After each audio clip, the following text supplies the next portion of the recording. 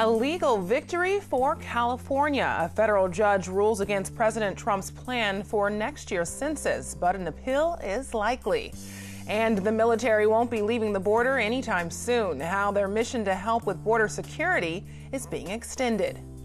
When it rains, I mean, this is a little safe haven, for the rain for a while. The police won't bother them too much because they know they're trying to stay dry. Seeking shelter from the storm, the Alpha Project reaches out to the homeless population during this rainy weather. It becomes more of a lifestyle. We get people that have, been here for a very long time because they find out it's a great form of a workout. Boxing boot camp and high-intensity interval training, the fitness trends that are helping people get into shape in 2019. KPBS Evening Edition starts right now.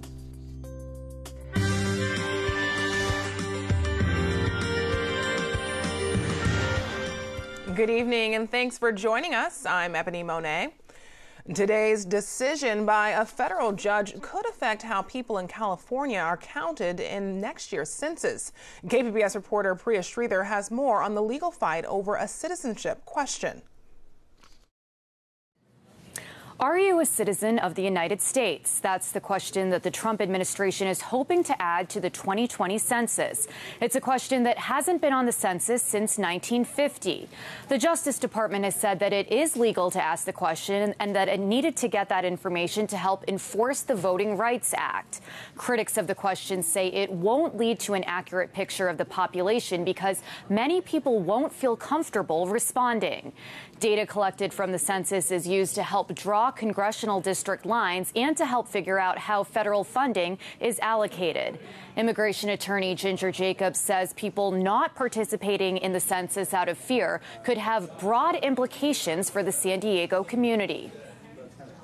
If you are intimidated into not responding to the census, you could end up, our county, our city, our region could end up losing congressional representatives. We could lose valuable resources, valuable funding for things like schools, education, food subsidies that are really important to everyone in the community.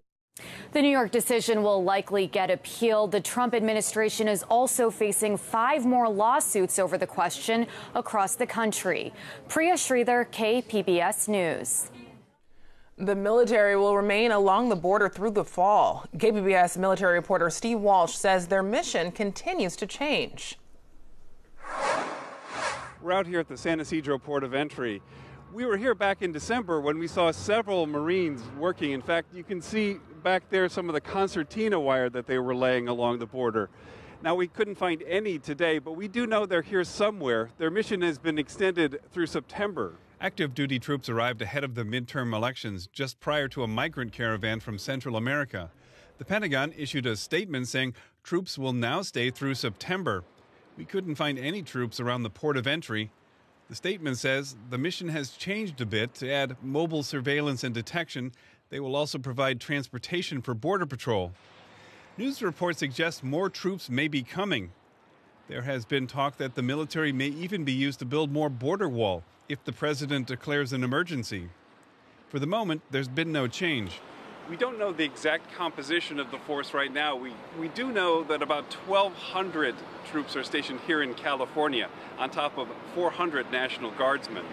Steve Walsh, KPBS News.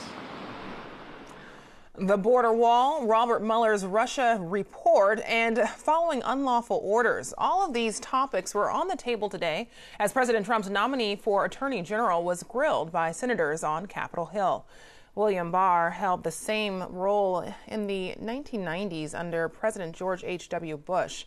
Here are some of the questions and answers from today's confirmation hearing. You mentioned that we need barriers across the border to deal with drug trafficking. Are you advocating a wall? Well, I think I'm advocating a system, a barrier system. In some places, and I'd have to find out more about the situation since I last visited the border. From what you know, or do you believe that a wall would address the concern that you have about drug trafficking? Well, the wall certainly would, but in some places it may not be necessary to have, what most people imagine as a wall.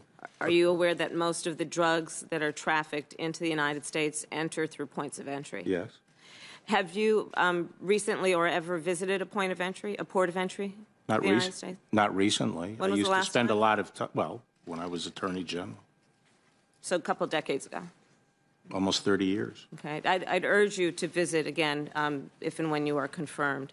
I think you'll see that a lot has changed over the years. What I'm hearing you saying that in spite of the fact that you want to be transparent, neither Congress nor public will get the Mueller report because that's confidential. So what we will be getting is your report of the Mueller report, subject to applicable laws limiting disclosure. So is that what you're telling us? I don't know what at the end of the day, what will be releasable. I don't know what Bob Mueller is writing.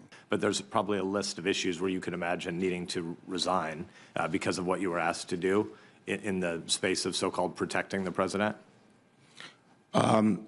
If I was ever asked to do something that I thought was unlawful and directed to do that, I wouldn't do it, and I would resign rather than do it. PBS NewsHour will have more coverage of today's confirmation hearing. It airs tonight at 7 here on KPBS. More rain is expected this week, and local shelters are doing what they can to help those who live on the streets. KPBS reporter Matt Hoffman shows us some of the steps they're taking to keep people dry.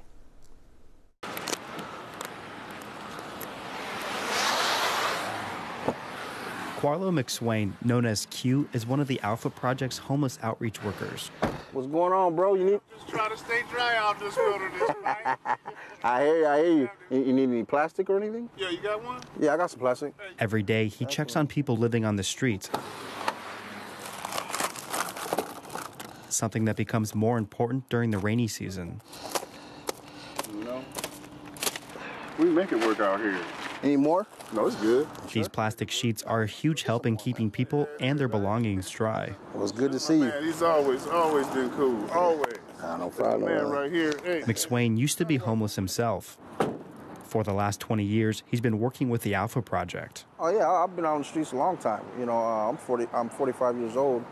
Man, I did a lot out here. You know, just being not the right person. You know what I mean? But now I am the right person. I'm trying to do right. You know what I mean? And do right by everybody else, and give back to people that need it. McSwain is standing under a bridge on Commercial Street.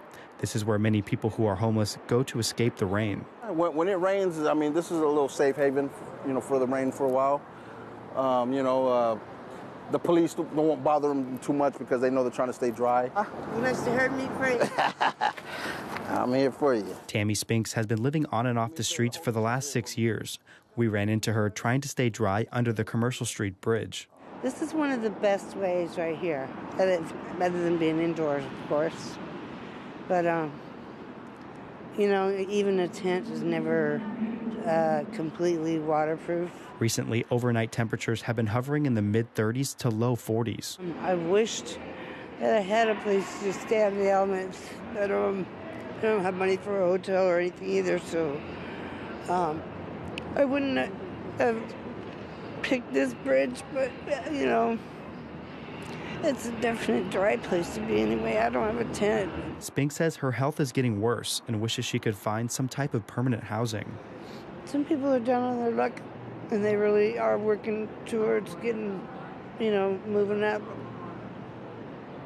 Some people are just kind of mashed between two rocks. Some people seem to like it. I don't know why they would like it in the wintertime.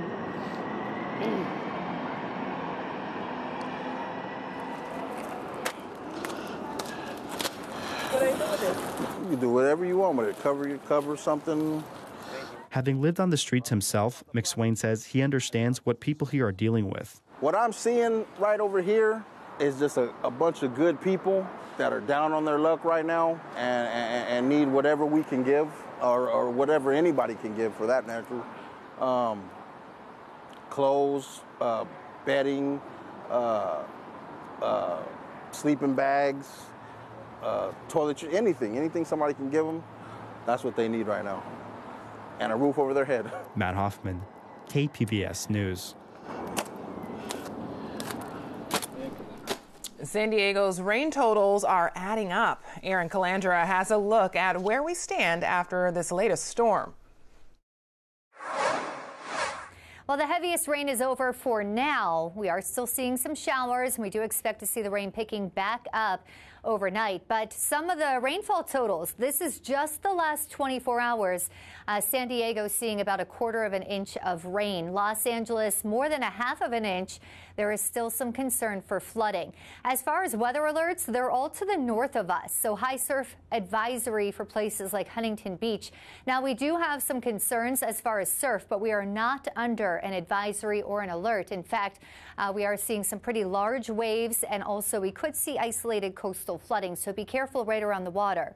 Flash floods, again, they're to the north of us. Los Angeles, they're going to see some problems with that. The rain is dropping pretty quickly. We're talking 1/2 to 1 inch per hour, and that's where you get into those flash flood situations. And the winds, again, to the north of us. That's where we're seeing those advisories. Bakersfield, where I should say Kern County, they had a wind gust in the 60s reported yesterday. Here's the current radar and satellite, and I'll have details on this coming up. LA's schools are losing millions of dollars as teachers continue their strike. The district superintendent says a drop in attendance translates to about $25 million in lost funding. Money for schools is tied to attendance. This is LA's first teacher strike since 1989. The union is demanding better pay and more hiring to reduce class sizes. She was born in Tijuana and grew up in Poway. Now she's the second in charge at the State Department of Education. Lupita Cortez Alcala moved to Poway at age 3. She earned degrees at UC San Diego and Harvard University, and is the first Latina hired to help lead the California Department of Education.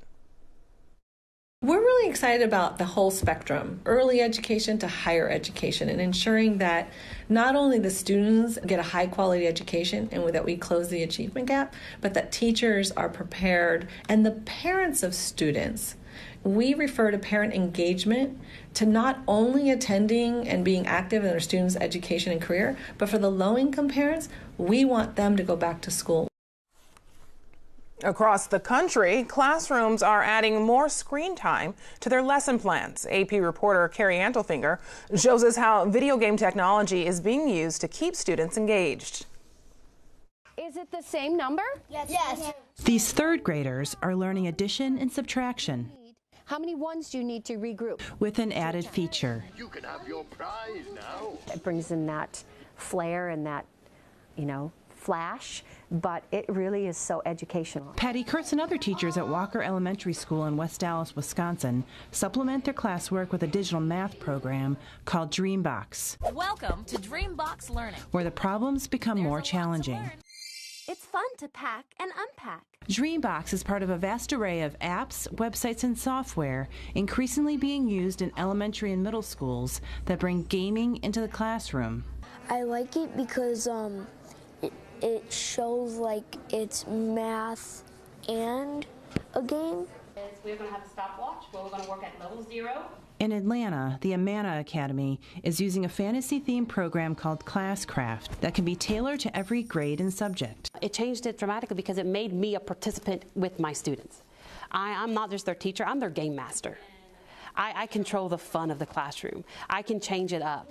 With each correct answer, students gain points that can be used for avatar upgrades, privileges like listening to music in class, and a competition against other classrooms. Barry Fishman, an expert in learning technologies, says technology doesn't improve teaching or learning, but gaming can play a role in the classroom. What makes the teaching good is not the game. What makes the teaching good is the teacher and the way they think about their students as learners and how they connect all the dots. And hopefully, if they're using a game or any other tool in their teaching, it supports them in accomplishing the goals they have for their students as learners. Costs for such programs vary. Some charge per school, others per student. Both Classcraft and Dreambox provide analytics to track student performance to help teachers determine problem areas. Students say the gaming aspect helps alleviate academic stress. With Classcraft, it doesn't make it seem like a big test, so you're less nervous and you're probably going to do better.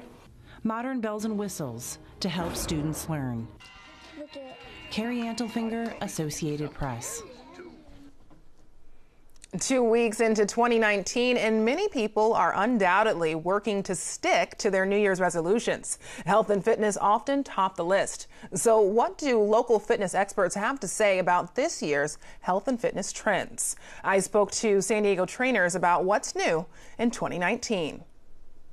So I throw a jab and a cross. Okay, I'm constantly keeping the abdominals tight, and I'm rotating and extending through the shoulders and the arms. Trainer Trace Faubel demonstrates basic moves he teaches at the boxing club in San Diego's East Village. So anytime we're throwing punches, it comes from basically the knees up, and I'm able to work everything in between. Here, the worlds of combat fighting and fitness align. Whenever you go to a gym, you have your aerobic machines and you have your anaerobic that are going to work on, muscle-specific exercises. And I think boxing is probably the one thing that tackles both of those things. The boxing club uses high-intensity interval training known as HIIT. It, along with wearable technology and group training, topped the list of predicted exercise trends of 2019, according to an American College of Sports Medicine survey. While boxing for fitness may be gaining in popularity and listed among trends, Faubel says the techniques it teaches are enduring. And done. Across town in Hillcrest at Renegade Fit Camp, you'll also find examples of the top fitness trends. And then how many times do you do it? We'll do this 8 times. Oh, with your real class? Yes. Yeah. You'll do this. We love this. Let's go one more. See if you can get that same number or higher in this next one. Coach Jimmy Bolden says Renegade's group fitness in the form of intense boot camps stand out. It's great group fitness that is energetic and it's cooperative. At the end of the day, we're all just a big community here, and that's what makes it so much more different than any other group fitness out there. Online and on-demand workouts are included in the group training category, but Bolden says while streaming at home is convenient, it also allows for distractions. In here, everybody puts their phone in that cubby hole, and everybody comes here to work for that hour. There's no distractions. We go hard and we go fast. Bolden says Renegade offers muscle-focused strength conditioning, which he says is also in demand. I think that people are starting to understand that they need strength. With the exception of wearables, such as smart watches, these San Diego trainers say the top fitness trends of 2019 are reimaginings of old techniques used to build strength, balance, and agility. Those are just 3 of the top fitness trends of 2019. You can see the top 10 and read more about this story at kpbs.org. Those who receive food assistance through CalFresh will get their February benefits early. Payments will be issued as soon as tomorrow. This is being done because of federal funding for the program won't be available at the usual time. CalFresh says it's all due to the government shutdown. Recipients are being told to budget wisely because it's unclear if there will be money available for benefits come March. The state might require Caltrans to do more work to ensure the safety of pedestrians and cyclists. A proposed bill would require upgrades or repairs for state-owned highways in urban areas. The law would cover about 50,000 miles of road. Some of those roads, like San Diego's Balboa Avenue, look like neighborhood streets. Tonight, Mayor Kevin Faulconer delivers his State of the City address. KPBS Metro reporter Andrew Bowen is at the Balboa Theater with a preview of the mayor's speech. Faulconer has made clear that housing affordability and homelessness are at the top of his agenda. Now, on the housing front, we can expect him to tout some of his initiatives planned for this year to increase home building. One of those would allow developers to build apartment or condo buildings with no on-site parking if their project is close to public transit. Now, on the homelessness front, Faulconer is all in on his Housing Navigation Center. It's planned for an indoor skydiving facility that was shuttered in the East Village, and it's meant to be a one-stop shop for people experiencing homelessness to connect with social services and be placed on a wait list for subsidized housing. Now, in last year's State of the City address, Faulconer said the center would open in 2018. Now, instead, it's slated to open this May.